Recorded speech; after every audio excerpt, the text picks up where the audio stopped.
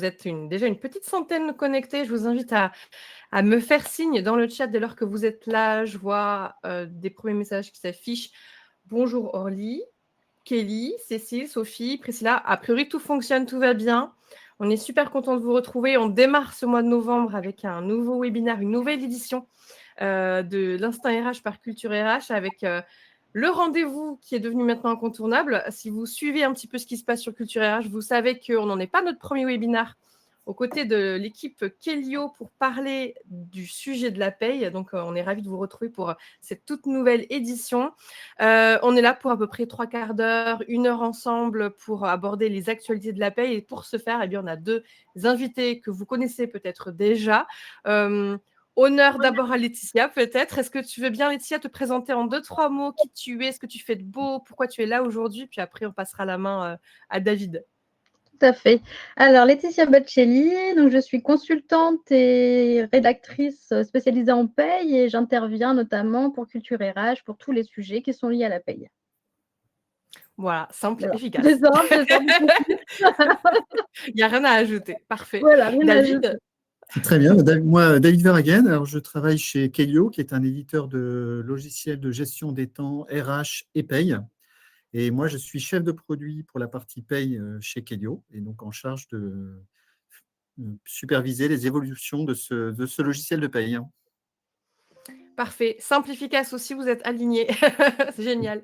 Alors, comme je le dis à chaque fois, je vais le répéter, c'est un peu mon petit mot d'ordre à chaque démarrage de webinaire, mais je m'adresse à vous qui êtes en train de nous écouter. Ce webinaire, il est à vous, c'est le vôtre. Profitez-en.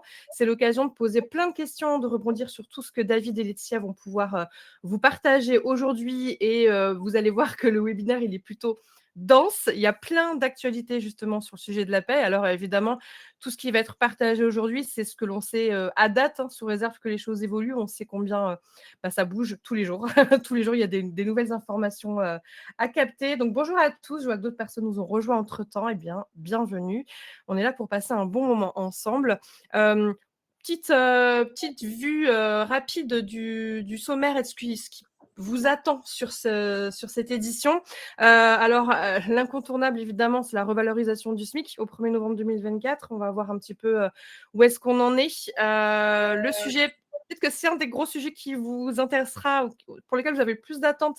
D'ailleurs, dites-moi dans le chat quel sujet vous intrigue le plus, pourquoi vous êtes là aujourd'hui.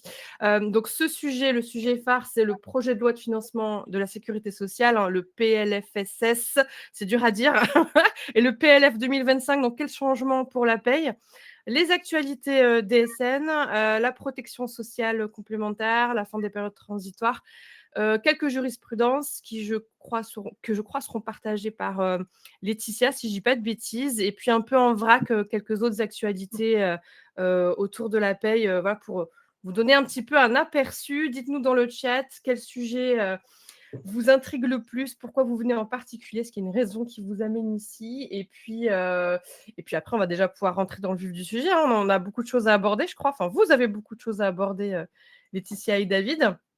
On y va, on se lance? C'est parti. Ouais, allez, c'est parti. Alors, je vois déjà Nathalie qui dit, hein, sans grande surprise, le Bien sûr. PLFSS, forcément. C'est le sujet phare, je crois, du jour. Donc, bonne nouvelle, c'est que ça va être particulièrement creusé aujourd'hui. David, je te laisse Oui. nous briefer sur le premier sujet. Ouais, merci Anaïs. Oui, effectivement. Donc, on commence par la question de la revalorisation du SMIC au 1er novembre 2024, qui est donc maintenant officielle. Donc, avec une augmentation qui intervient, qui va être de 2% à compter du 1er novembre 2024. Alors, il faut savoir que normalement, c'est une augmentation qui, selon les règles de droit, devait intervenir qu'à partir du 1er janvier 2025, mais le gouvernement a décidé de l'anticiper de 2 mois. Donc, de ce fait, on va l'appliquer un peu plus tôt en paye. Il serait possible éventuellement que ce SMIC soit encore réévalué au 1er janvier 2025 si, selon les paramètres de calcul du SMIC, la hausse de 2% n'était pas suffisante. Mais bon, rien n'est moins certain. Donc là, pour l'instant, ce qui est acquis, c'est cette augmentation du SMIC de 2% à compter du 1er novembre. Et je laisse Laetitia vous en parler un peu plus dans le détail. Tout à fait. Alors, les valeurs du SMIC au 1er novembre 2024. Donc, on a le SMIC horaire brut qui passe à 11,88 €. ce qui correspond à un SMIC horaire net de 9,40 €. Ce qui correspond du coup au niveau d'un mois complet à 1 801,80 € et en net 1 426,30 €. Donc ça, le net, c'est sans prendre en compte, bien entendu, tout ce qui est cotisation facultative, donc c'est-à-dire tout ce qui est prévoyance complémentaire et retraite supplémentaire. Ça ne prend pas en compte, du coup, c'est ce facteur-là. Et ce qui revient à… Pardon? Ah non, j'ai cru que quelqu'un m'avait coupé. Ce qui Non, non. revient à un SMIC annuel brut de 21 272,80 €. Est-ce qu'on a Alors une projection pour 2025? Juste, pardon, Laetitia, je vois quelqu'un Non. pose la non, question. Non, on non, n'a pas de non. Non? projection, ça Ok. dépend de paramètres de calcul sur l'inflation en fin d'année, en fait, et Mmh mh. l'évolution du salaire moyen des ouvriers et employés. Et donc ça, pour l'instant, on n'a pas du tout de projection. Voilà. Il est fort probable qu'on n'ait pas Ok. d'augmentation du SMIC, mais voilà, c'est pas Probable, impossible non plus. si je peux m'avancer un tout petit peu, je pense que c'est probable qu'il y ait pas forcément d'augmentation parce que vu les chiffres de l'INSEE, je pense qu'on sera autour des 2 en Mm. fait en fin d'année, peut-être même moins si ça se trouve, Mm. et que du coup, il y aura pas forcément, de Non. revalorisation au 1er janvier 2025, mais bon, voilà, Ah, c'est juste une ok. hypothèse pour le moment avancée. Donc au niveau, des barèmes des contrats d'apprentissage, donc la révélation du SMIC va impliquer de revoir la rémunération de vos apprentis. Donc voilà, juste une petite information, attention, si, votre apprenti a plus de 21 ans, enfin 21 ans et plus, il faut bien comparer le SMIC avec le salaire minimum conventionnel, ça c'est important. Et puis surtout vérifier que, que ce soit vos salariés ou vos contrats d'apprentissage ou vous-même vos contrats pro, bien vérifier qu'ils ne se retrouvent pas en dessous du SMIC. Donc moi ce que je vous conseille, c'est de faire des requêtes sur votre logiciel de paye pour bien vérifier que tous vos salariés, sont bien rémunérés au SMIC.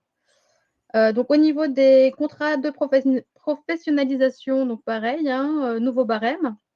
Et là, c'est les salariés en contrat pro de 26 ans et plus. Attention, il faut toujours comparer entre le SMIC et le salaire minimum conventionnel.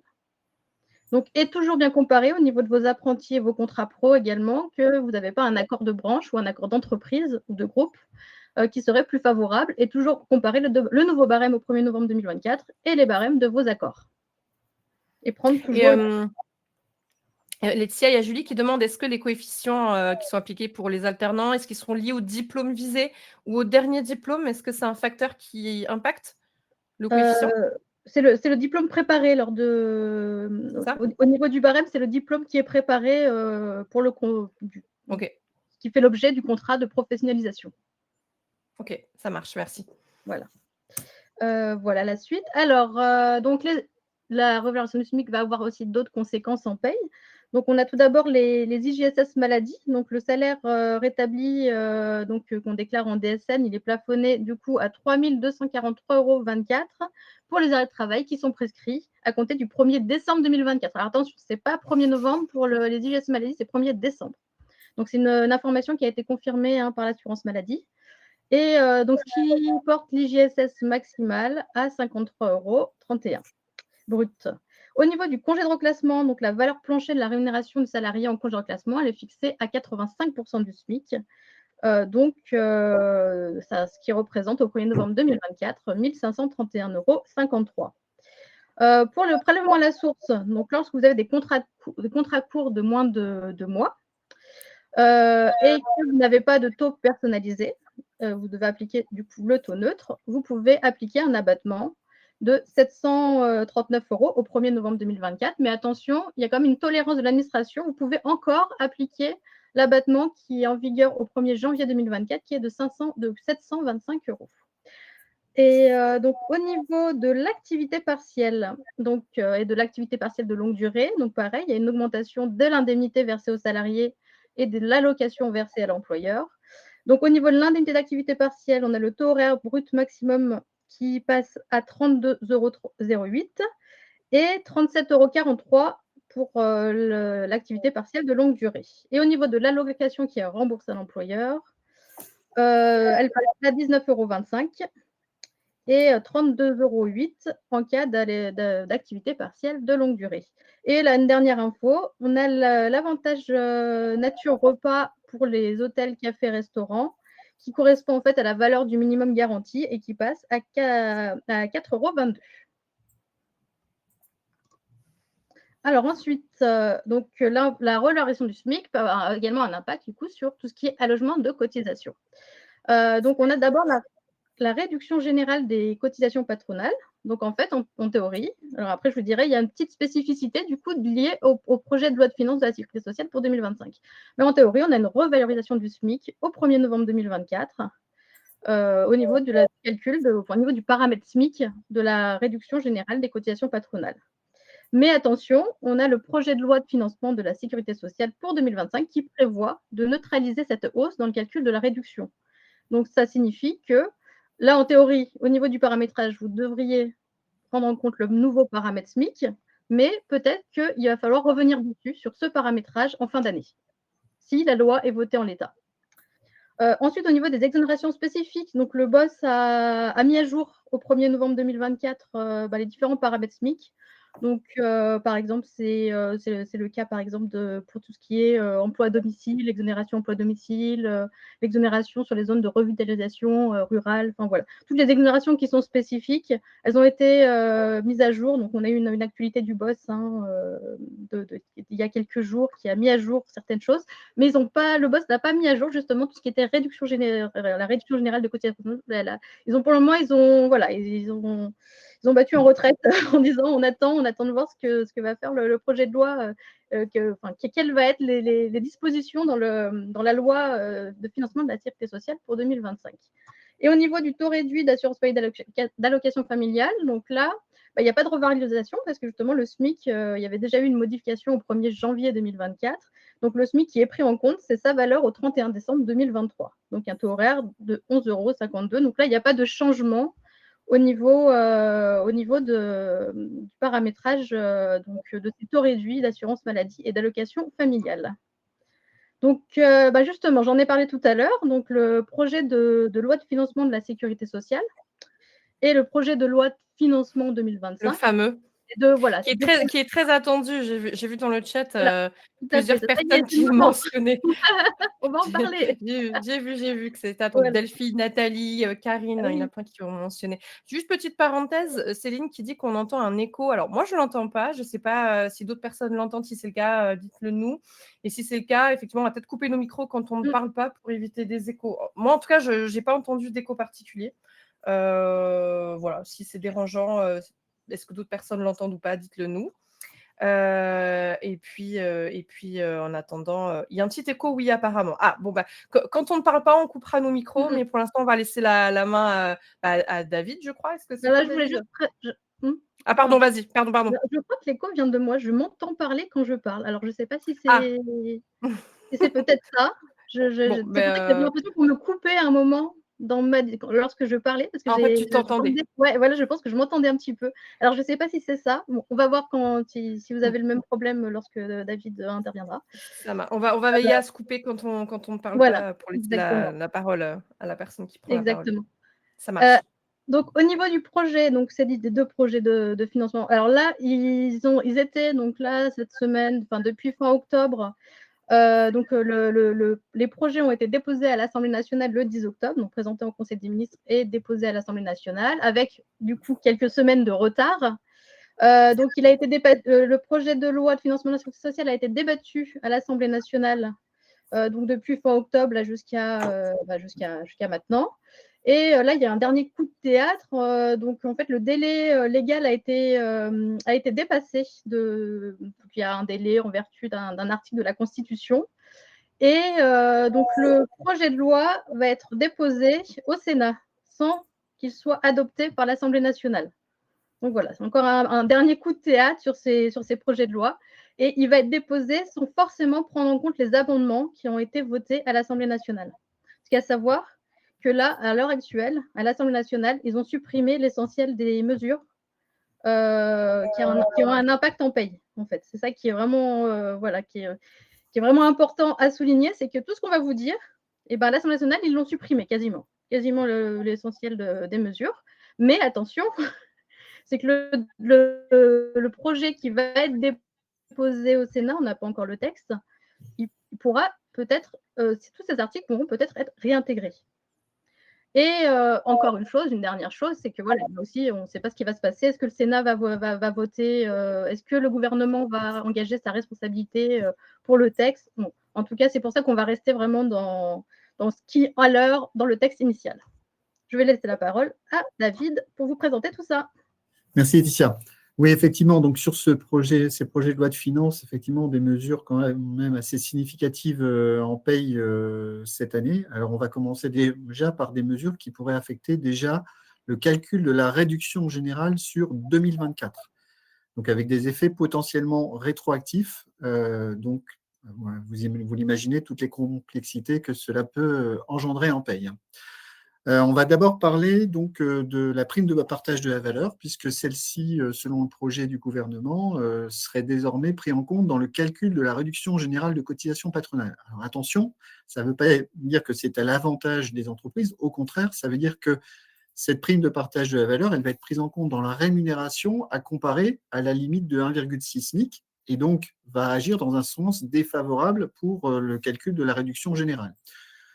Il y a des doutes aussi sur le fait que cette prime de partage de la valeur, par contre, serait prise ensuite, serait intégrée dans le calcul de la réduction, c'est-à-dire du montant, mais c'est, à mon sens, peu probable dans la mesure où cette prime de partage de la valeur bénéficie d'exonération déjà, et donc on ne voit pas à quel titre elle bénéficierait en plus de la réduction générale. Donc, normalement, l'impact de cette prise en compte de la prime de partage de la valeur dans la réduction générale aura plutôt un effet négatif pour les entreprises au niveau du montant de la réduction générale dont elles pourront bénéficier. Deuxième mesure, ça concerne les employeurs qui bénéficient pour leurs salariés de la déduction forfaitaire spécifique. Alors, la déduction forfaitaire spécifique, pour rappel, ça concerne des salariés qui ont des frais professionnels réguliers et c'est réservé donc à quelques professions. Alors, en particulier, notamment, on peut citer les VRP, les ouvriers du bâtiment. Donc, cette déduction forfaitaire spécifique, jusqu'ici, on prenait donc en compte la rémunération brute abattue à comparer avec la limite, toujours la limite de 1,6 SMIC dans le calcul de la réduction générale. Or, à compter du 1er janvier 2024, donc encore une fois à titre rétroactif, eh bien, cette DFS ne pourrait plus être prise en compte et donc on se baserait uniquement sur le salaire brut. Alors, bien sûr, a priori, les frais professionnels qui sont dans ce cas, en cas d'application de la déduction forfaitaire spécifique, qui sont inclus dans le salaire brut, seraient à défalquer de la rémunération brute, mais en tout état de cause, ça pourrait avoir un effet négatif sur les employeurs et avoir un montant de réduction générale qui serait moins élevé que ce à quoi ils pouvaient prétendre jusqu'ici.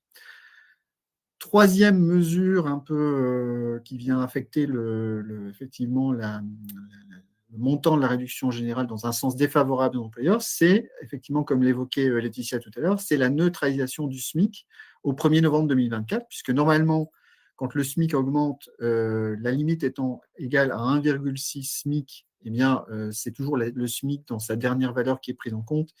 Eh bien là, ce qui est envisagé, c'est qu'on ne prendrait pas la valeur du SMIC au 1er novembre, mais celle au 1er janvier 2024. Donc là aussi, on attend des confirmations, mais encore une fois, un impact négatif pour les employeurs. Enfin, il y a des mesures aussi qui sont envisagées pour les différentes exonérations spécifiques qu'on peut avoir qui sont un peu sur le même modèle que les allègements de charges, comme les exonérations dans les dom-toms ou dans les zones de revitalisation rurale. Tous ces allègements pourraient aussi faire l'objet de mesures. Le but, vous l'avez compris, c'est de limiter les montants de réduction de charges pour faire des économies sur ce fameux dérapage budgétaire qui a concerné l'année 2024.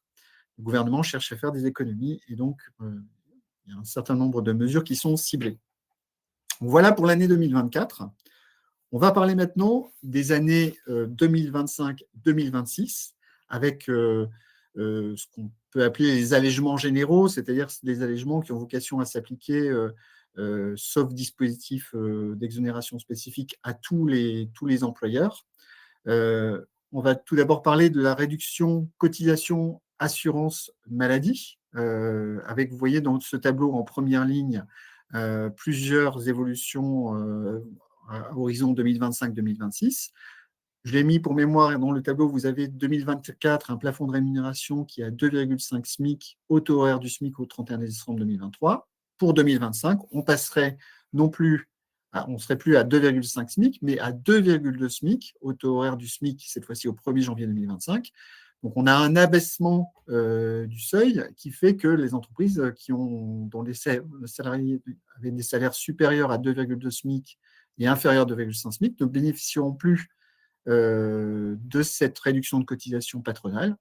Et donc, ça va les pénaliser et augmenter leur charge patronale. Et à horizon 2026, on a une suppression de cette réduction de cotisation assurance maladie pour l'intégrer dans un mécanisme d'allègement unique dont je vais parler dans la prochaine slide. On continue avec la réduction de cotisation allocation familiale, donc la deuxième ligne du tableau qui est affichée. Pareil, on est sur le même mécanisme. On a à horizon 2025 un abaissement du plafond de rémunération. On passe de 3,5 à 3,2 SMIC. Donc, encore une fois, avec un impact pour les salariés qui ont un salaire entre 3,2 et 3,5 SMIC. Et toujours aussi la suppression de ce mécanisme remplacé par un mécanisme d'allègement unique. Et enfin, on parle maintenant de la réduction générale des cotisations avec cette fois-ci une baisse du coefficient qui baisserait de 2 points. Là, vous avez les valeurs qui sont indiquées avec donc une baisse du coefficient. On passerait de 0,3234 à 0,3034 pour le coefficient maximum appliqué. Et toujours pareil, remplacement par un mécanisme d'allègement unique à horizon 2026. Donc voilà, des mesures qui vont tout de suite impacter les entreprises en termes de charges patronales avec des allègements en diminution. Je poursuis avec ce fameux allègement unique qui interviendrait à compter de 2026. Quelles sont les caractéristiques de cet allègement unique? Alors, il y a là aussi, j'ai affiché un tableau. Vous trouvez tout d'abord la partie plafond de rémunération. 2025, on serait sur 1,6 SMIC, donc la limite qui est déjà en vigueur en 2024. Et à horizon 2026, on passe à une augmentation du plafond à 3 SMIC. Alors, de prime abord, on peut se dire que c'est tout bénéfice pour les entreprises puisque le plafond de rémunération a augmenté. Sauf que comme c'est un mécanisme maintenant d'allègement unique, ça inclut aussi les réductions de cotisation assurance maladie et allocation familiale qui, elles, si vous vous souvenez bien de ma slide précédente, étaient plafonnées à 3,2 SMIC ou 2,2 SMIC. Donc, on a un seuil unique maintenant qui est appliqué et qui, de toute façon, va être orienté plutôt pour faire des économies sur le montant de la réduction générale qui va être appliquée. Pareil sur le taux maximal de réduction. Il est de 0,3034 en projection sur 2025, si d'autres paramètres ne changent pas.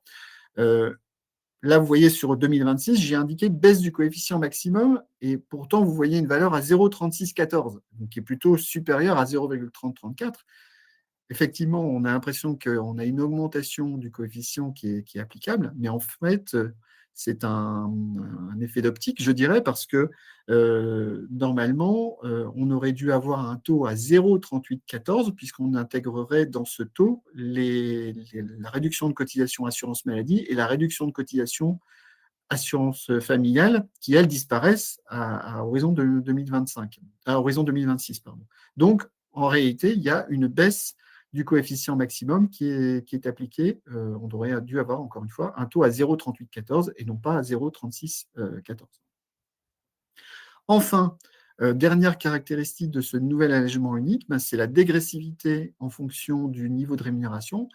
Vous savez qu'effectivement, actuellement, avec la réduction générale de cotisation, dès lors qu'il y a des augmentations de salaire, eh bien, on a vite une diminution du coefficient de réduction qui est très pénalisante et qui est un frein pour augmenter les salaires, notamment au niveau du SMIC.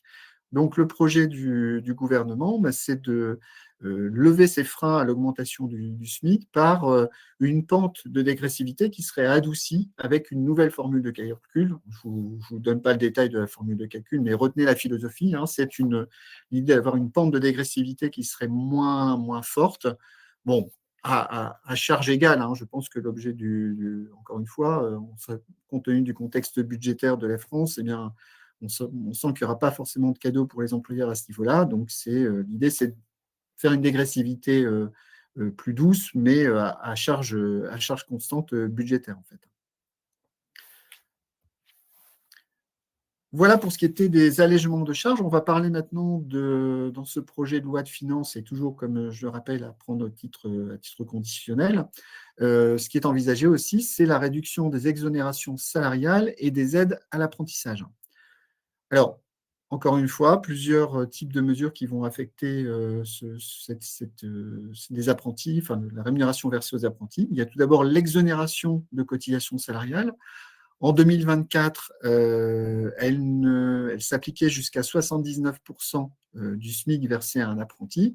On aurait un abaissement de ce seuil à partir de 2025. Maintenant, ce serait jusqu'à 50% du SMIC. Donc, on aurait beaucoup plus d'apprentis qui seraient concernés, sur lesquels maintenant, sur la rémunération desquels seraient appliquées des cotisations salariales. Pareil pour la CSG-CRDS, on avait jusqu'ici, sauf revenus particuliers, notamment l'épargne salariale, une exonération totale qui s'appliquait, donc ils n'avaient pas de CSG-RDS à payer, les apprentis. Et là, on aurait un assujettissement dès lors que sur la partie au-delà de 50% du SMIC. Enfin, pour l'aide forfaitaire à l'embauche pour les employeurs qui avaient contribué notamment à ce qu'il y ait des embauches massives d'apprentis ces dernières années pour les apprentis. Mais là encore, le gouvernement envisage de réduire la voilure en révisant les aides, certainement donc à la baisse, compte tenu du coût important de ces aides forfaitaires à l'embauche sur le budget et sur les finances de la France.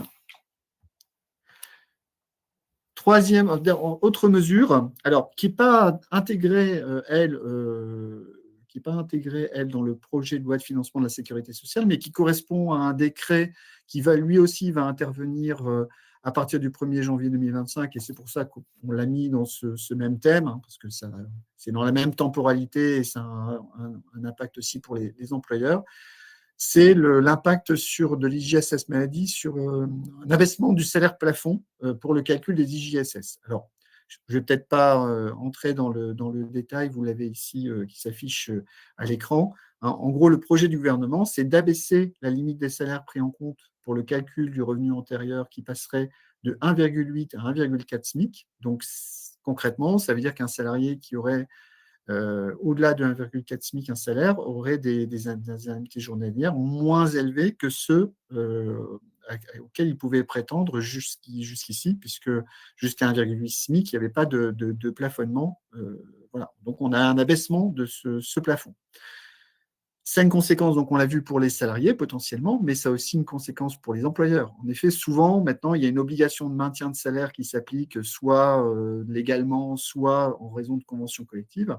Et c'est les employeurs, dans ce cas-là, qui versent le complément par rapport à ce que la sécurité sociale a versé en IJSS. Donc, si les IJSS diminuent, eh bien, c'est l'employeur, lui, qui va devoir compléter à hauteur du manque à gagner pour les salariés. Donc, des charges supplémentaires pour les entreprises.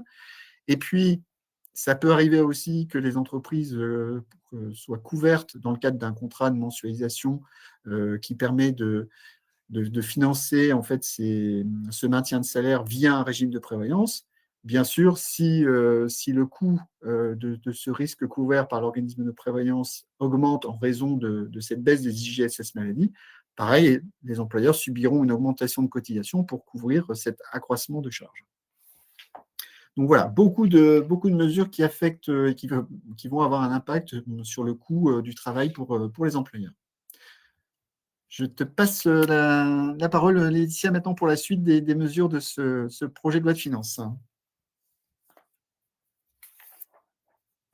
Tu ne remets pas son micro, ça ne va pas. Alors, oui, donc au niveau des autres mesures, c'est surtout tout ce qui touche aux exonérations spécifiques et à la politique d'aide à l'emploi, grosso modo. Donc, dans le secteur agricole, donc les employeurs qui embauchent des travailleurs occasionnels en CDD ou des demandeurs d'emploi, donc en CDI, peuvent bénéficier sous certaines conditions d'une exonération de cotisation patronale qu'on appelle TODE. Donc, au 1er mai 2024, suite à la crise agricole de début 2024, donc l'exonération, elle avait été renforcée alors qu'à la base, elle devait être supprimée. Donc, le plafond d'exonération, il a été porté à 1,25 SMIC au lieu de 1,20 SMIC. Et du coup, le projet de loi de financement de la sécurité sociale donne une base légale au relèvement de ce plafond qui était intervenu de manière anticipée au 1er mai 2024. Et l'exonération TE-DE qui devait prendre fin au 31 décembre 2025, du coup, serait pérennisée. Donc, pour le moment, elle va perdurer, cette exonération pour le régime agricole. Au niveau des jeunes entreprises innovantes et de croissance, donc il y a une suppression des exonérations. Donc, pour faire court, les jeunes entreprises innovantes, qu'on appelle GEI, et les jeunes entreprises de croissance qu'on appelle GEC, pouvaient bénéficier, sous certaines conditions, d'une exonération de cotisation patronale. Donc, depuis le 1er janvier 2024 pour les GEI et depuis le 1er juin 2024 pour les GEC. Et le projet de loi de financement de la sécurité sociale prévoit de supprimer ces dispositifs à compter du 1er janvier 2025. Donc, il restera quand même un dispositif qui perdurera, c'est les jeunes entreprises universitaires qu'on appelle GEU. Ce dispositif, pour le moment en tout cas, reste encore applicable. Et donc là, c'est le projet de loi de finances 2025. Donc, ce n'est pas le financement de la sécurité sociale, c'est le budget, ce qu'on appelle le budget 2025. Donc là, on a une prolongation des dispositifs des bassins d'emploi à redynamiser et fin des emplois francs. Donc, au niveau des bassins d'emploi à redynamiser qu'on appelle BER, donc ils pouvaient bénéficier, donc c'est les employeurs qui étaient situés dans ces zones pouvaient bénéficier sous certaines conditions d'une exonération de cotisation patronale. Donc ce dispositif, donc il serait prolongé jusqu'au 31 décembre 2027. Au niveau des exonérations des zones de revitalisation rurale et zone France, donc c'est en fait la nouvelle appellation, c'est zone France ruralité revitalisation, donc ZFRR. Donc les communes qui étaient anciennement classées ZRR et non retenues en ZFRR continueraient du coup à bénéficier des exonérations prévues pour les communes, donc dans la nouvelle appellation ZFER, et avec un effet rétroactif au 1er juillet 2024, et ce jusqu'au 31 décembre 2027. Donc c'était aussi des mesures qui avaient été en fait annoncées, mais le projet de financement permet de poser une base légale en fait aux annonces du gouvernement qui avaient été faites dans l'année. Et puis ensuite, on a le dispositif d'aide d'emploi franc, du coup, qui ne serait pas prolongé au-delà du 31 décembre 2024. Donc, c'était prévu dans la loi et ce dispositif devait perdurer jusqu'au 31 décembre 2024. Donc, on n'a pas d'information comme quoi il y aurait une prolongation. Donc, plus de dispositif emploi franc. Donc, au niveau des actualités DSN, donc, voilà, on a quelques actualités au niveau de la DSN, donc notamment concernant le fait générateur des cotisations. On a des infos concernant la fiabilisation des données et la DSN de substitution. On a également des précisions sur les modalités déclaratives du refus de CDI par un salarié et des obligations depuis le 1er janvier. Enfin, c'était une obligation depuis le 1er janvier 2024. Également sur le signalement DSN pour un accident de travail ou une maladie professionnelle. Et je vais donner la parole à David pour vous expliquer tout ça. Merci. Oui, alors effectivement, pas mal de choses aussi. Alors, le premier sujet, c'est un sujet un peu mixte, puisque ça concerne bien sûr les règles de paye au premier chef et ensuite ses conséquences en DSN. Qu'est-ce que c'est le fait générateur de cotisation? C'est ce qui va déterminer quelles sont les règles à appliquer en termes de taux de cotisation, d'assiette de cotisation, de plafond applicable, et de retenir quels sont les mois, enfin la période de référence pour ces règles de cotisation. En fait. Le principe général du fait générateur des cotisations, c'est d'appliquer ces règles de cotisation, taux, assiette, plafond, en fonction de la date à laquelle la rémunération était due. Mais le diable est toujours dans le détail et le gouvernement, donc, il y a déjà des règles qui étaient en place jusqu'au 31 décembre 2024 et à compter de 2025, les règles évoluent un peu sur ce plan. Et donc, on a en fait des nuances qui sont à apporter selon le type de rémunération qui est versée. Alors, je vois le temps qui passe et je pense que le contenu du tableau fait que, effectivement, si je veux entrer dans le détail de chacune des lignes, ça va être un peu compliqué. Retenez le principe qu'effectivement, dans certains cas, ce ne sera pas par rapport à la date à laquelle la rémunération était due qu'il faudra se référer, mais parfois par rapport à la date de versement de l'élément de rémunération. C'est notamment le cas quand on a une rémunération qui couvre plusieurs périodes de paye pour les salariés présents. C'est la troisième ligne du tableau qui est affichée. Vous voyez, par exemple, un 13e mois, on se référera à la date à laquelle ce 13e mois a été versé. S'il est versé en décembre, on appliquera les règles de cotisation en vigueur en décembre de cette année-là. En fait. Et après, vous verrez dans le tableau qu'il y a des nuances pour les salariés sortis, selon que c'était un versement qui était prévu après le départ du salarié. Ça peut arriver qu'effectivement des éléments de rémunération ne soient versés qu'après le départ du salarié, des commissions par exemple, ou encore une fois un 13e mois lié à une date de versement fixe et qui n'est pas versé forcément au moment du solde de tout compte.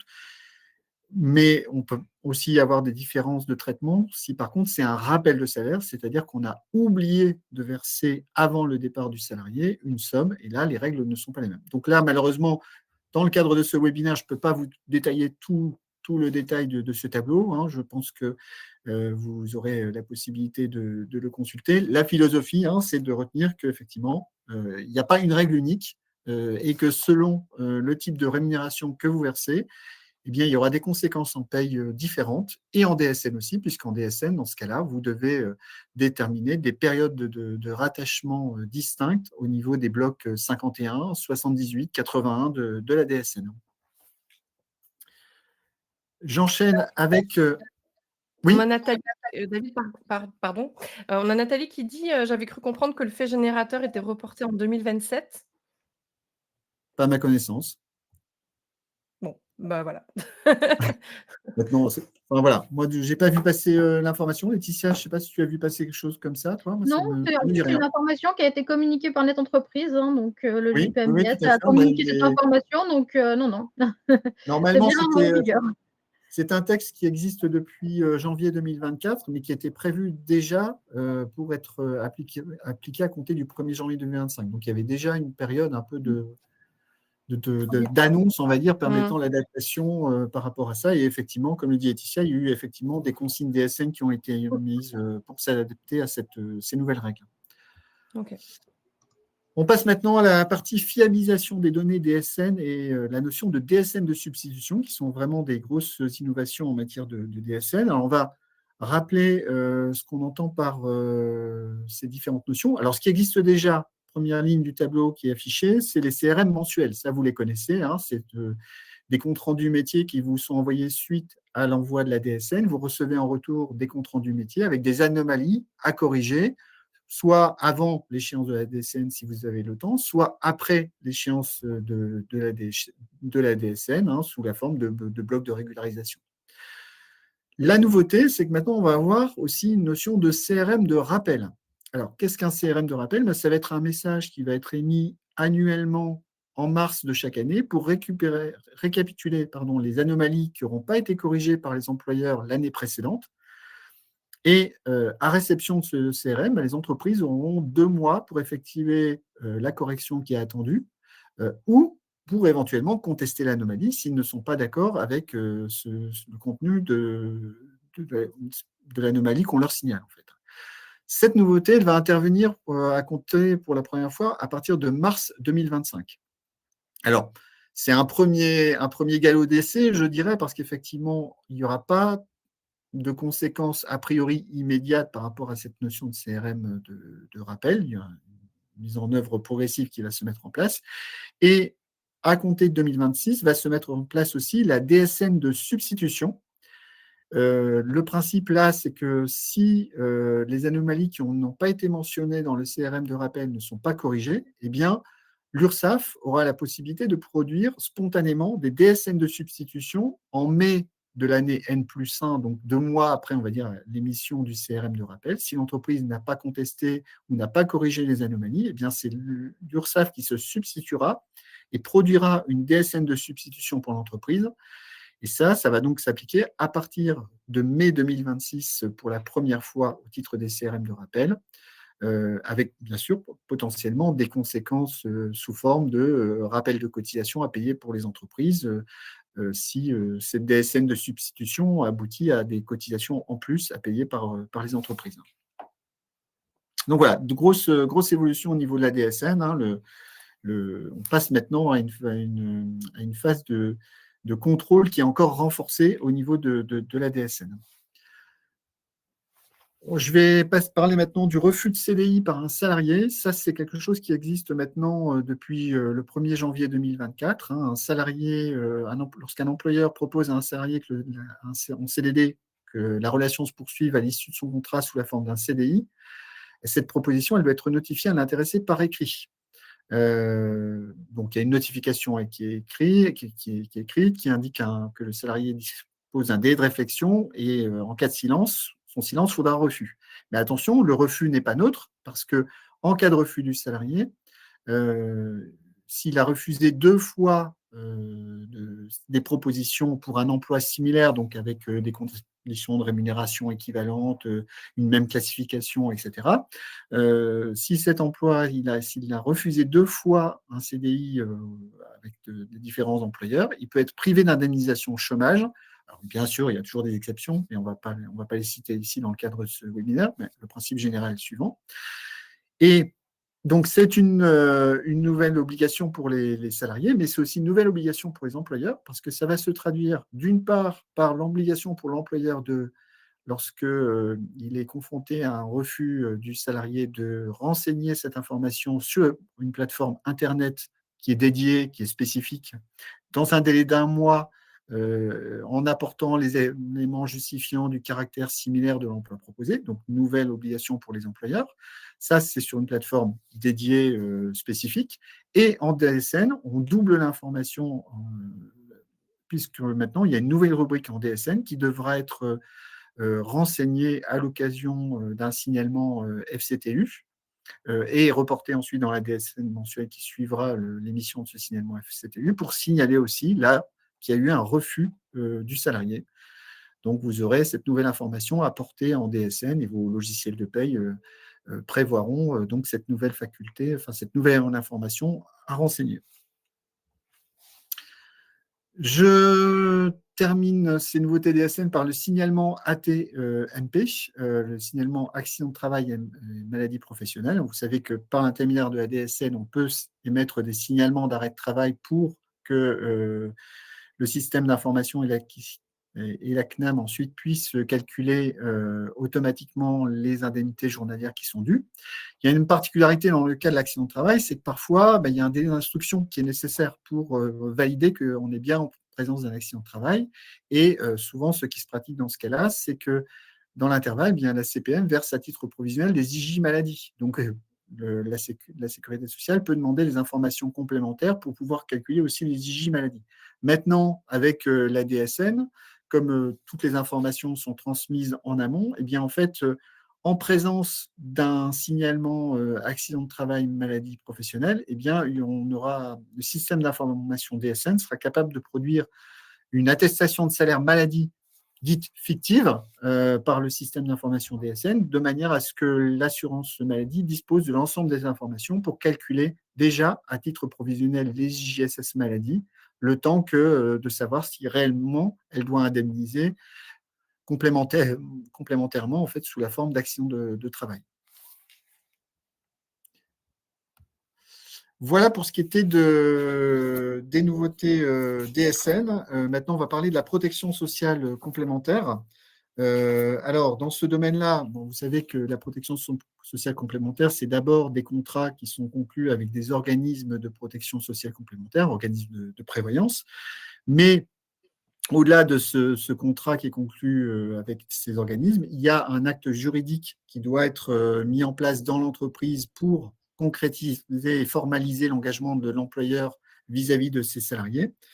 Et c'est à ce sujet-là qu'on va vous parler parce qu'il y a des évolutions, puisqu'il va y avoir des besoins de mise en conformité de vos actes, des actes juridiques, parce qu'on a des fins de période de tolérance qui arrivent à expiration d'ici au 31 décembre 2024. Donc, je passe la parole à Laetitia sur ce sujet. Est-ce qu'on peut juste faire une petite parenthèse, si vous voulez bien, parce que j'ai des questions dans le chat. Je vais juste vous reposer un tout petit retour en arrière sur le sujet du refus de CDI. Il y a Anne qui demande, est-ce que l'employeur aura l'obligation de justifier la non-proposition d'un CDI? Ah, ton micro est coupé, David. Le micro est coupé, David. Alors, l'obligation de justifier la non-proposition d'un CDI. Alors, en fait, non, il n'aura pas, s'il ne propose pas de CDI, il n'a pas l'obligation de déclarer. C'est seulement s'il a proposé un CDI que là, il a l'obligation des différentes obligations que j'ai énumérées, en fait. Qu'il a été refusé par le salarié. Et encore faut-il que ce soit un CDI avec des conditions similaires, en fait. J'ai une autre question. Après, on gardera des questions pour la fin, vous inquiétez pas. Hein, si on en a oublié, on reviendra dessus. Mais juste une dernière question, Sophie, qui demande est-ce que sur les bulletins, nous pratiquons le décompte des IG comme un arrêt maladie ou un accident du travail? Alors, dans un premier temps, tout dépend comment dire. Si l'arrêt est en cours d'instruction, il est préférable dans ce cas-là de plutôt les indemniser sous la forme d'IJ maladie, de se caler sur la position de la sécurité sociale.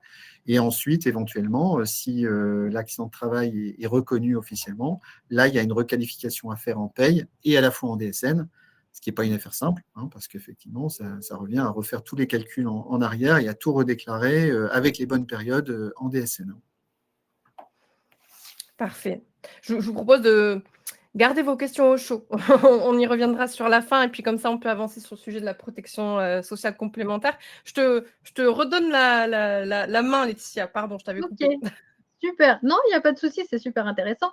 Alors, donc, on a 2 fins de période transitoire en 2024, au 31 décembre 2024. Donc, d'une part, pour les catégories objectifs, donc en fait, donc un régime est considéré comme collectif s'il couvre l'ensemble des salariés ou une ou plusieurs catégories objectifs. Et selon certains critères, donc on a 5 critères, et 2 avaient été modifiés par un décret de 2021.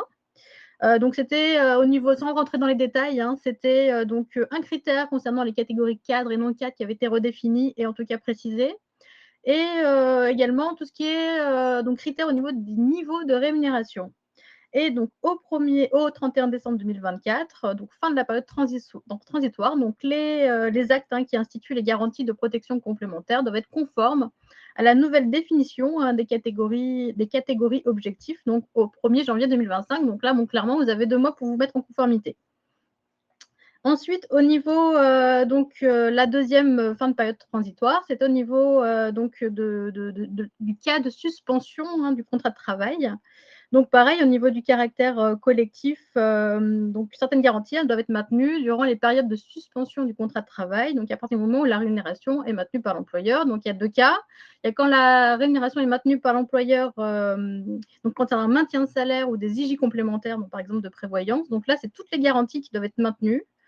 Donc soit les régimes de prévoyance complémentaire, donc y compris la mutuelle, les frais de santé, et les régimes de retraite supplémentaires. Et si c'est une période indemnisée par un revenu de remplacement, comme dans le cas de l'activité partielle, c'est seules les garanties de prévoyance complémentaire qui doivent être obligatoirement maintenues. Donc en fait, ces mesures, elles ont été mises en place au moment de la crise sanitaire en 2020, justement avec le recours massif à l'activité partielle.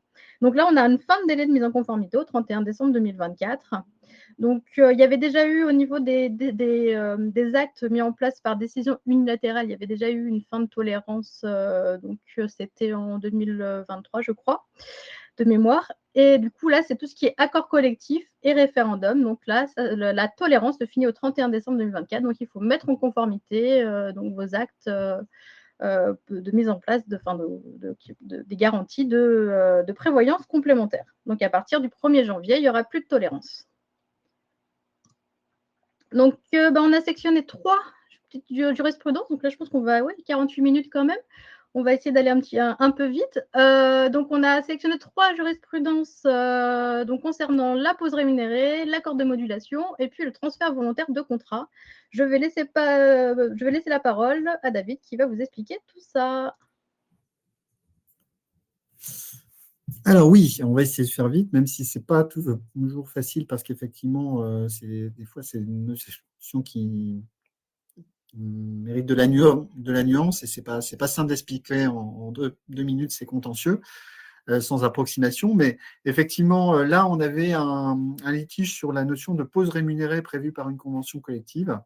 En fait, le débat portait de savoir si les salariés avaient droit ou non à une pause rémunérée dans la mesure où ils bénéficiaient déjà d'une interruption de travail au cours de la durée de poste de travail supérieure à 6 heures. Sur ce point, la Cour de cassation, en fait, elle a confirmé la décision de la Cour d'appel qui avait relevé que les salariés effectuaient un travail par poste en horaire du matin ou d'après-midi d'une durée quotidienne de plus de 6 heures. Même s'il y avait une interruption, donc ils ont décidé que dans la mesure où le poste, lui, faisait plus de 6 heures, eh bien, ils ont déduit qu'ils pouvaient, dans ce cas-là, prétendre au bénéfice du temps de pause conventionnel rémunéré d'une demi-heure et à la rémunération résultant. Alors attention, hein, c'est une décision qui est prise dans le cadre d'une convention collective précise, avec une rédaction précise, donc on ne peut pas en faire une règle générale. Mais ça montre bien toute la difficulté qu'on peut avoir parfois pour interpréter des dispositions conventionnelles.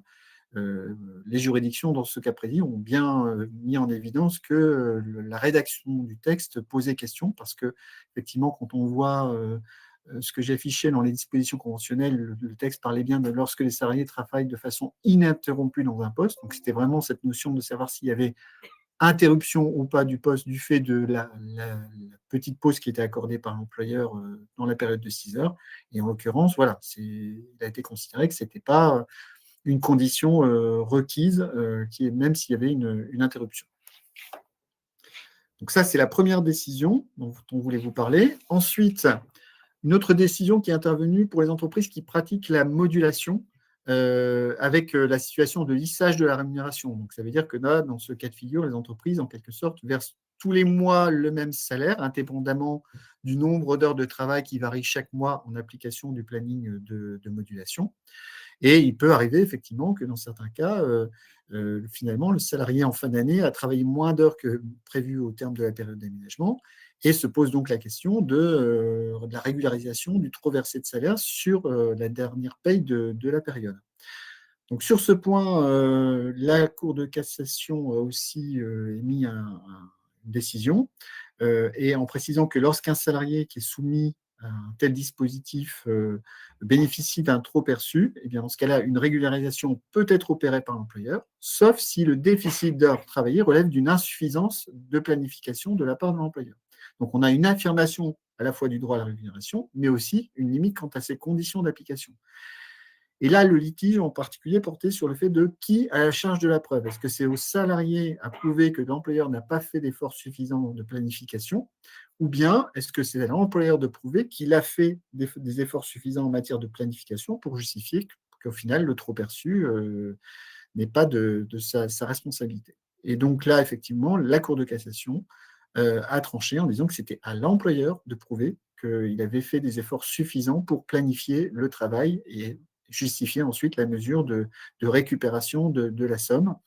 Là encore, hein, c'est une décision à propos d'un accord d'entreprise, donc ne généralisons pas à tous les cas de figure. Soyez attentifs aux conditions de rédaction des accords conventionnels ou des accords d'entreprise en place.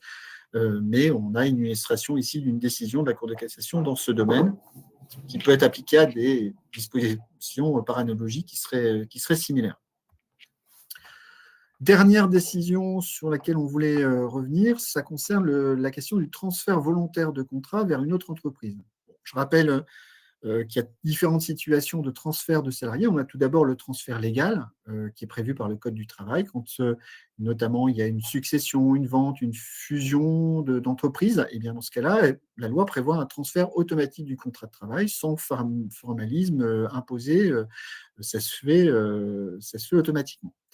La deuxième situation, c'est un transfert qui se ferait soit en application de dispositions prévues par une convention collective, ou bien carrément par une application volontaire du transfert légal, hein, des employeurs qui se mettent d'accord pour transférer un salarié d'une entreprise à une autre, mais en dehors du cadre légal. Voilà. Et là par contre, il n'y a pas de transfert automatique, il faut un accord express de chaque salarié pour que ce transfert soit validé juridiquement. Dans la décision là, qu'on vous reporte, la Cour de cassation s'est prononcée sur les conséquences. Si l'employeur n'a pas recueilli l'accord express du salarié hors donc cette situation de transfert légal, eh bien, les conséquences peuvent être graves parce que le salarié peut revendiquer les avantages de son ancienne entreprise. Et en l'occurrence là, le salarié revendiquait, c'était la veuve d'un salarié qui revendiquait en fait la perte d'un avantage de prévoyance. Son mari était décédé, il n'avait pas touché le capital décès prévu par l'ancien contrat de prévoyance de l'entreprise. Et donc l'entreprise a été condamnée en fait à devoir verser ce capital décès qui résultait de l'ancien régime de prévoyance de l'entreprise auquel appartenait le salarié auparavant. Voilà pour ce qui est des décisions de jurisprudence. On va terminer maintenant ce webinaire donc, avec d'autres actualités de paye diverses et variées. Hein. Bon, c'est sûr que c'est un métier où on s'ennuie jamais, il y a toujours plein de choses. Et donc, je passe la parole à Laetitia pour conclure ce webinaire. Oui, en effet, il y a toujours plein de choses. Et là encore, il y a des infos qui sont tombées là récemment. Donc, on a le régime d'assurance chômage donc prolongé jusqu'au 31 décembre 2024. Donc, il avait déjà été prolongé jusqu'au 31 août, puis ensuite jusqu'au 31 octobre. Parce qu'en théorie, il doit y avoir une réforme de l'assurance chômage qui devrait peut-être revenir sur le dispositif de bonus-malus. Donc, pour le moment, le bonus-malus est prolongé jusqu'à la fin de l'année 2024. Donc, il va voir ce qui va se passer au 1er janvier 2025. Et pour le moment, on n'a pas d'infos. Ensuite, on avait parlé lors du dernier webinaire d'un bulletin de paye très simplifié. Donc là, le Sénat a adopté en première lecture le projet de loi de simplification de la vie économique et sans le nouveau bulletin très simplifié. Donc du coup, ce bulletin a été abandonné et c'est pas plus mal. Le plafond de la sécurité sociale a été diffusé, donc il sera le plafond au 1er janvier 2025, donc il sera à 3 925 € par mois, soit 47 100 € pour l'année complète. Et une dernière chose, donc le ministère du Travail a diffusé des questions-réponses concernant le versement d'avances sur intéressement et participation, donc vous pouvez les consulter sur le site du ministère du Travail. On a abordé tous les thèmes de ce webinaire. Donc, si vous avez peut-être, Anaïs, je ne sais pas si tu as sélectionné quelques questions. J'en ai une de côté, oui, s'il le faut. Voilà. J'en ai toujours sous le pied. Voilà. Mais, en tout cas, ce qu'on peut souligner, c'est qu'il y avait énormément d'informations. Je pense que le support, il va être apprécié. Il est accessible dans l'onglet Handouts sur la plateforme ici. Donc, je sais que pour beaucoup, vous étiez curieux et curieuse de savoir si vous pouviez récupérer le support. Donc, oui, c'est bien le cas, je vous le confirme. Donc, ouais, beaucoup d'informations. Et juste, décidément, ce sujet-là, il avait vraiment intéressé, mine de rien. Et pourtant, ce n'était pas celui auquel on pensait. Mais sur le refus de CDI, il y a Aminata qui demandait est-ce que le délai de réflexion qui doit être donné par l'employeur, est-ce qu'il est imposé? Est-ce qu'il y a un délai précis? Est-ce que c'est l'employeur qui le décide? Voilà, c'est ça la question d'Aminata. C'est un délai raisonnable. Voilà. Ah, alors qu'est-ce que ça veut dire un délai raisonnable? Souvent, c'est un délai raisonnable. Voilà. Donc, après, c'est au jugé. Donc après, un délai raisonnable, donc en fait, déjà, il faut que la proposition de CDI, elle ait été notifiée avant la fin du CDD. Voilà, donc ça, c'est une première chose. Et ensuite, c'est un délai raisonnable. Donc voilà, après, ça, c'est au jugé de chaque entreprise. Et puis, on va voir aussi en fonction des éventuelles jurisprudences qu'il peut y avoir sur le sujet. Ok, d'accord. Mais là, pour le moment, on n'a pas forcément d'infos à part vous dire que c'est un délai raisonnable. Ok, très clair. Et peut-être pour finir, je vois une dernière remarque, Orly, qui dit est-ce que vous pourriez nous confirmer si l'employeur a l'obligation de fournir une attestation pour bénéficier des IGSS à l'URSSAF ou bien la DSN suffit? Ah, David, le micro. Ton micro. Je suis tombé dans le piège. Oui, pour les IGSS, non, la DSN se substitue à l'obligation d'attestation de salaire. Et donc là, comme je disais, on voyait bien avec l'exemple qui était cité. Maintenant, la DSN permet de produire simultanément en fait, 2 attestations de salaire en cas d'arrêt de travail pour accident de travail, l'une à titre provisoire pour la maladie et l'autre pour l'accident de travail. Donc, on s'évite des formalités pour ça. C'est l'un des avantages de la DSN. Bon, il y a pas mal d'inconvénients aussi avec la DSN parce que c'est une grosse machine et beaucoup d'informations à transmettre de ce point de vue. Mais là, effectivement, on en tire un avantage puisque auparavant, c'était des formalités supplémentaires pour les entreprises. Et merci Julie, oui, je confirme bien, le support est bien dans l'onglet Handouts. Je vois que la question a été posée entre-temps. Bon, écoutez, je crois qu'on arrive au bout de ce webinaire. De toute façon, si jamais vous avez des interrogations, évidemment, vous pouvez contacter Laetitia ou David, qui sont toujours heureux de pouvoir vous répondre. Et puis, je pense qu'on se retrouvera de toute façon pour une prochaine édition 2025 sur ces sujets paye et actualité paye. Beaucoup d'informations, je vois qu'il y a beaucoup de remerciements dans le chat. Donc, un immense merci à vous deux, Laetitia et David. C'était très Merci, complet. c'était très intéressant. Élodie demande comment les contacter. Très bonne question. Quels sont les canaux favorables pour vous joindre? David? Alors, pour ma part, nous, on est donc entreprise de gestion des temps et logiciel de gestion des temps et de paye. Donc, si vous êtes intéressé par notre produit de paye notamment, vous pouvez nous contacter par l'intermédiaire de Kelio. Vous allez sur notre site internet Kelio, vous allez nous trouver facilement avec des moyens de contact pour contacter notre service communication et commercial. Donc, on est tout à fait à votre disposition pour répondre à vos attentes. Top, super. Et pour ma part, sur Culture RH, je publie de nombreux articles sur le domaine de la paye. Donc, vous pouvez me retrouver sur Culture RH et avec mon lien LinkedIn, et vous pouvez me contacter via LinkedIn. Parfait. Bon, très bien. Écoutez, merci à vous deux. Nous, on se retrouve quand même très bientôt. On a un prochain webinaire jeudi prochain, si je ne dis pas de bêtises. La prochaine édition, ce sera jeudi pour parler plutôt management, l'accompagnement des jeunes managers pour leur prise de fonction, tous les enjeux autour de cette étape d'évolution dans l'entreprise. Et puis, évidemment, on est assez généreux, donc on vous propose plein de sujets sur Culture RH. Donc, je vous mets le lien dans le chat si jamais vous voulez aller choisir le sujet qui vous intéresse, parce qu'il y en a pour tous les goûts, parce que c'est ça aussi, les RH. C'est plein de sujets, c'est riche, il y a plein de choses à dire, pas que la paye, plein d'autres choses encore. Et en tout cas, merci à vous deux, David et Laetitia. C'était super chouette de pouvoir récolter autant d'informations, autant d'actualités, d'infos. Il me reste à vous souhaiter une bonne journée et vous dire à très bientôt. À bientôt. À bientôt. À bientôt. Merci.